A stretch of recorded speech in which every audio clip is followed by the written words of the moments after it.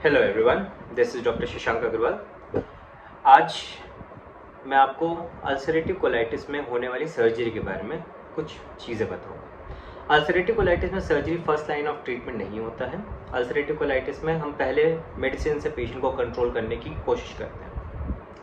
Surgery दो तरीके से इंडिकेटेड होती है। एक इमरजेंसी में करनी पड़ती है जो सर्जरी, जिसमें अल्सरेटिव कोलाइटिस की वजह से पेशेंट के आंतों में छेद बन सकता है जिसको परफोरेशन बोलते हैं, या फिर आंतों में रुकावट हो सकती है किसी भी कारण, या फिर कैंसर का अगर सस्पिशन हो, या फिर अगर पेशेंट को ब्लीड हो गया अल्सर्स में और वो कंट्रोल नहीं हो पा रहा है, ऐसी कंडीशंस में हमें इमरजेंसी में सर्जरी करनी पड़ती है।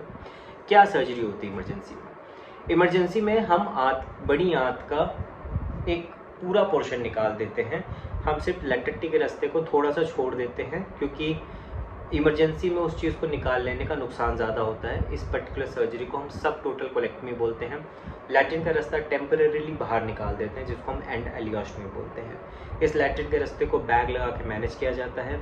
फर्दर एक बार पेशेंट का जब सेप्टिक लोड कम हो जाता है, पेशेंट को मैनेज करने के बाद, पेशेंट को ऑप्टिमाइज़ करने के बाद, we can go for a second stage surgery. Electively हम कब पेशेंट को लेते हैं? इलेक्टिवली हम पेशेंट को लेते हैं जब वो मेडिकल थेरेपी को रिफ्रैक्टरी हो जाता है, मेडिकल थेरेपी को रिस्पॉन्स नहीं कर रहा है, या फिर मेडिकल थेरेपी में उसको स्टेरॉइड चल रहे थे, अब वो स्टेरॉइड रिफ्रैक्टरी हो गया है, मतलब कि अब स्टेरॉइड उसको काम नहीं कर रहे हैं, उसकी डोज बढ़ानी पड़ रही है, या वो स्टेरॉइड डिपेंडेंट हो गया है, मतलब कि स्टेरॉइड बंद करने के बाद उसकी डिजीज रिलैप्स कर रही है। इन सब कंडीशन में we use to advise patient for an elective procedure. क्या इलेक्टिव सर्जरी करते हैं? इलेक्टिव सर्जरी दो तरीके की हो सकती है, या फिर हम उसको 2 स्टेज प्रोसीजर करते हैं या फिर 3 स्टेज प्रोसीजर करते हैं।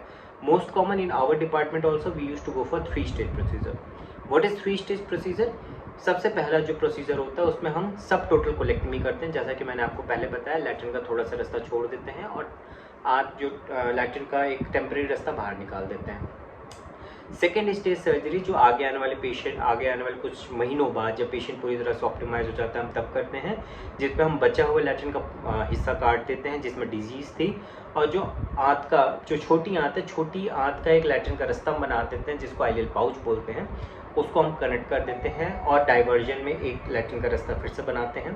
थर्ड स्टेज में हम उस लैट्रिन के रास्ते को बंद कर देते हैं। ये पूरा ड्यूरेशन ऑफ ट्रीटमेंट करीबन 6 to 8 मंथ्स तक जा सकता है जब हम 3 स्टेज में करते हैं, but it is having a very good result, very satisfactory result.